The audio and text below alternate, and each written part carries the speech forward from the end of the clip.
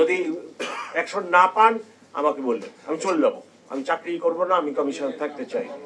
আপনারা খালি নিয়ে আসবেন আমার কাছে। এখন খালি এখানে আরে শুনেন না, খালি বিষয় বিষয় বললে তো হবে না। চলতেছে তো 50 বছর একই ভাবে চাঁদাবাজি, বন্ধ তো করতে পারে নাই কেউ। বন্ধ করতে পারেন কিনা দেখেন না। এইটা কমিটি করে ব্যবস্থা নেন, ওসিকে রাখেন, গণ্যমান্য ব্যক্তিদেরকে রাখেন, রাখে এই চাঁদাবাজি বন্ধ হতেই হবে, এটা হতেই হবে।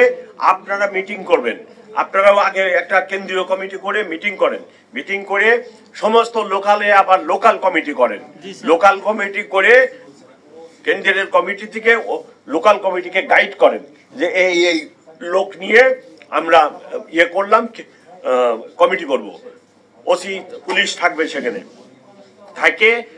আপনারা যারা চাঁদাবাজি করে ওদেরকে বলেন যে খবরদার এই কাম করতে যাবে না। তারা যদি আপনারা কমিটি করেন প্রতিরোধ করার জন্য, ওসি থাকলে অটোমেটিক দেখবেন হয়ে গেছে। সো খালি আমার এখানে বক্তৃতা দিয়ে বাসায় চলে গেলাম, কিছুই আমাদের মূল প্রতিবাদ বিষয় যখন এই যে বন্ধ করে হয়েছে কোর্টের রায়ে, সেই জন্য এটার একটা সমাধান বের করা। তার জন্য 4টা পর্যন্ত ওয়েট করেন, চেম্বার আদালত থেকে কি রায় আসে, সেই রায়ের উপর ভিত্তি করে আপনাদেরকে রায় কি আসতেছে সেটা ছাড়া আপনাদের সাথে কথা বলার সুযোগ কারোরই নেই।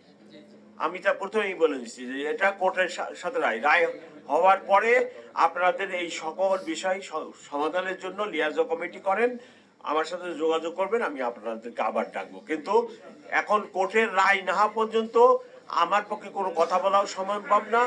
আর হলো যে লাইসেন্স, এটাকে এই সব সকল বিষয় আদৌ আমার অফিস করে না, এটা সিটি কর্পোরেশনের ব্যাপার।